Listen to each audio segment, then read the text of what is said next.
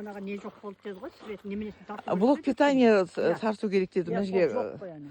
анау ток алып келу керек қой айтқанда. Содан кейін анау нені токқа қосып қояды екен ғой. Анау Starlink жұмыс істеу үшін. Оны дейді үстінен бірдеңемен өстіп қаптап қоймаса, ол ертең су тиеді. Я, сондай жасау керек дейді. Ол енді мынаны акимат жасау керек деп айтты. Сол акимат қашан жасайды, біз соны орнатамыз деді. Бірақ енді министр айтқан сөзінде, вице-министр айтқан сөзінде тұрды. Starlinkті әкелді. Орын болмаған соң сол бар орынға орнатты. Оларға претензия жоқ, дұрыс қой. Енді тек қана акиматтың жұмысы мынаны жасап берсе, осы жерге келіп қояды.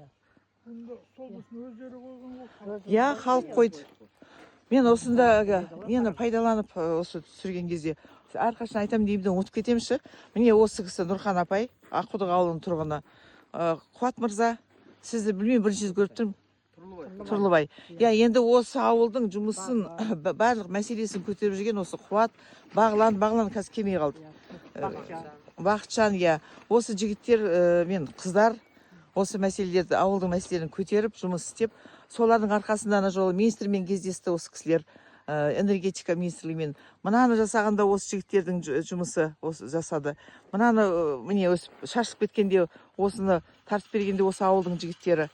Енді осындай әр ауылда сіздер сияқты белсенді болған дұрыс. Егер сіздер сияқты белсенді болса, ауыл көркейеді, ауыл өзгереді.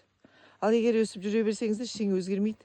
Міне сіздердің қанша жұмыстарыңыз, жасалып жатыр, ойдағыдай болмаса да, бірақ ақырындап жүріп жатыр. Содан кейін вице-министр өстіп айтты, биыл негізі сіздерге келесі жылы өткізу керек екен интернетті, Қазақ Телеком. Содан кейін қабылдауына барған кезде айтты, ауыстырды несін, уақытын. Осы 26 жылы сентябрь-октябрьде оптоволокно интернет өткізеді деді. Жүргізеді. Сөйтіп айтты. Оғанға дейін Starlink қойып берді ғой. Сол Starlinkпен пайдалана тұрасыздар.